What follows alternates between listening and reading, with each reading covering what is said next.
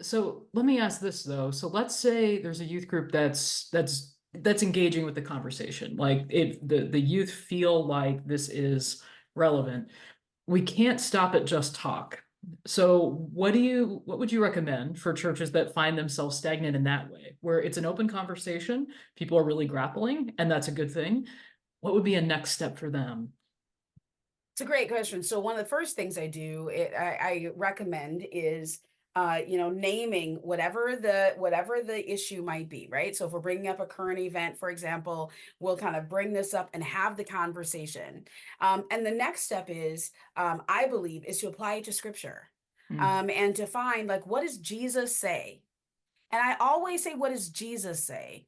Because I believe that Jesus himself, the red letters, right? There are tons of other disciples, right? We know that Paul has had a lot to say, and I am so supportive of Paul, but I always look for Jesus and like, what does Jesus say about love and loving, Hmm. right? And where is that? So I always want to connect that back to our biblical foundation.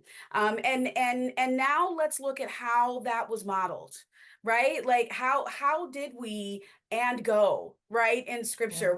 How did that, what did that look like?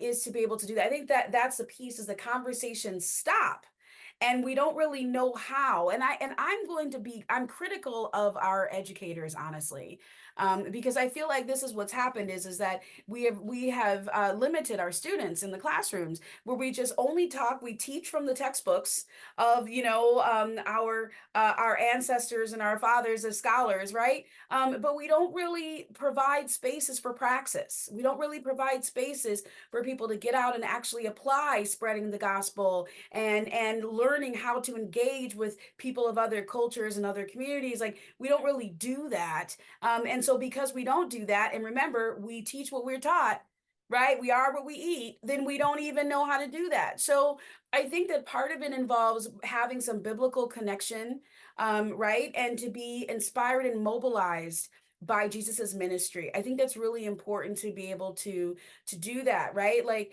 and then from that point is looking at how can we move into praxis? What does it look like to move from this heady conversation to actually putting it in motion? Like Hmm. those are steps that we take, in moving in this way. Is like, yes, we can learn all of this, right? And so same thing I do with the action project that I've developed, this 3-year anti-racism journey, is, we can learn, we can listen, and we can become aware, right? And those things are so important, but there is a necessary space for praxis for people to be able to get in and do the work. And I think that's the challenge, is that we kind of keep it in our heads or in our Yeah. congregations. But how do we get Yeah. out there? Who else could benefit from these dialogues, right? We've got to get some practice going. Yeah. Church should be the workshoppy space. Yeah. Yeah. Yeah, and too often we are people of words, and too often it stops there. And Jesus had a lot of things to say about the people who had the right words, but who did not do a thing, Right. right? And Right. it's very easy. I in my experience, it's very easy for churches and even youth groups who probably have more oomph than the average church to get stuck with just kind of learning and heady Right. stagnancy. So yeah, yeah.